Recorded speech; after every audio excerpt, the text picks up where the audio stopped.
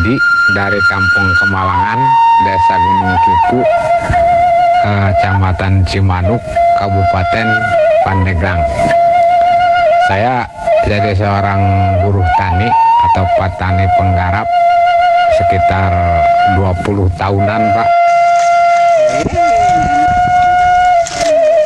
Untuk bercocok tanam yang baik, dari pembajakan, penyemaian, atau penyeleksian bibit.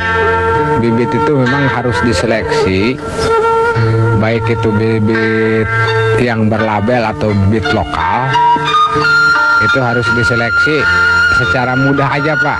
Tinggal rendam aja dengan air, yang terapungnya kita buang.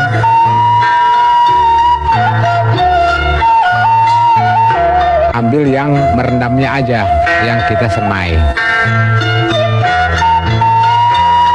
Dalam perendamannya itu tetap kita harus pakai biobos. Gitu.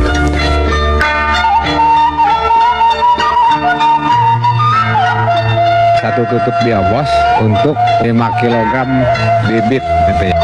Setelah kita campurkan, rendam selama 24 jam. Jadi kalau istilah manusia pakai biobos itu diimunisasi, Pak. Jadi udah ada kekebalan. Setelah direndam, pertumbuhan padinya itu pasti merata kalau pakai biobos. Lahan untuk penyemaiannya itu harus disiapkan, udah siap. Lahannya juga harus disemprot dengan biobos juga. Sebelum kita tanam, kita semprot dulu si penyemaian itu dengan pestisida hayati supaya hama yang ada di dalam penyemaian itu tidak menyebar ke lahan yang luas. Nah, nanti mau ditanam ke lahan yang sudah disiapkan oleh kita, lahannya itu harus disemprot lagi dengan biobos sebelum tanam. Minimal 3 hari sebelum tanam kita semprot dulu lahannya, baru dapat 3 hari kita tanami. Tapi jangan lebih dari 3 batang padi. Karena kalau lebih dari 3 batang padi itu hasilnya nggak memuaskan, Pak. Hasilnya kurang. Karena kalau pakai biobos itu anakannya banyak. Begitu kita mulai bercocok tanam atau mulai tanam itu sistem legowo. Karena apa? Legowo itu untuk memudahkan baik itu pemupukan atau penyemprotan, pemeliharaan yang lainnya. Itu kalau sistem legowo itu mudah gitu.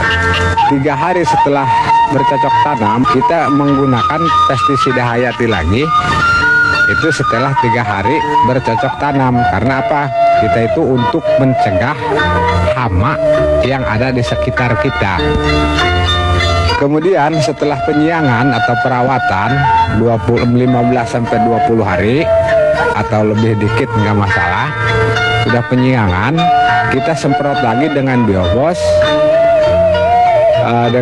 Semprot lagi, usahakan ke tanah lagi. Karena memang apa?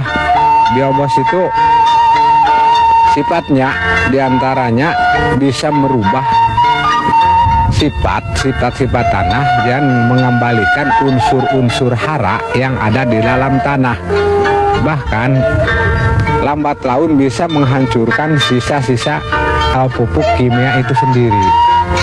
Yang musim kemarin saya menggunakan pupuk kimia itu hanya 25%.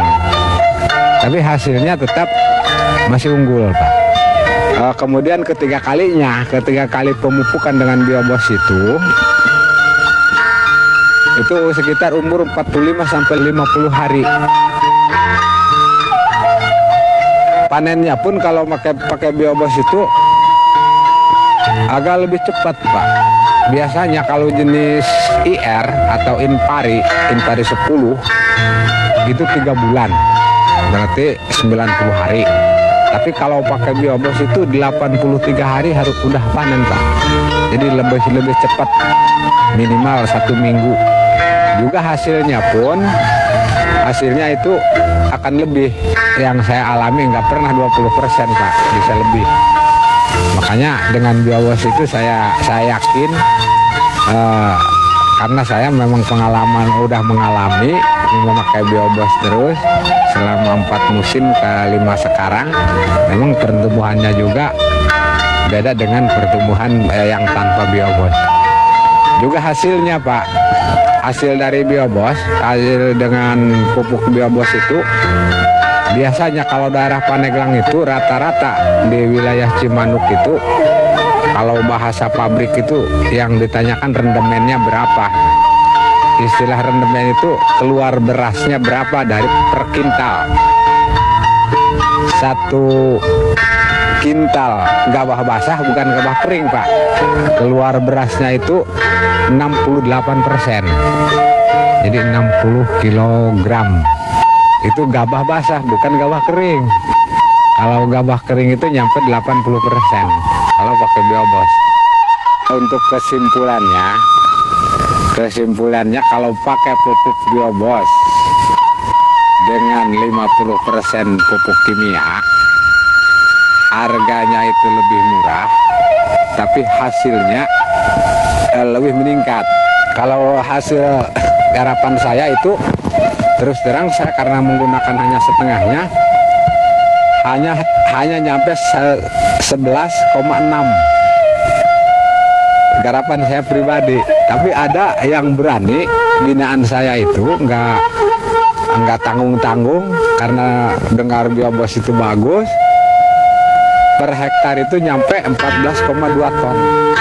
Untuk secara ekonomisnya Pak ya, kalau pakai biobos dengan pupuk kimia setengahnya 50%, itu dengan biobos 6 liter, pupuk kimia 50%, jumlahnya hanya 1.570.000. Jadi itu juga sudah mengurangi biaya pupuk yang harus dibeli oleh kita. Tapi hasilnya kalau pakai pupuk kimia itu misalnya per hektar itu hanya 6 ton, 6 kali 4 itu hanya 24 juta per hektar. Tapi kalau pakai biobos bisa mencapai 8 kali 4, jadi 32 juta rupiah per hektar. Biaya belinya itu lebih murah, tapi hasilnya lebih banyak.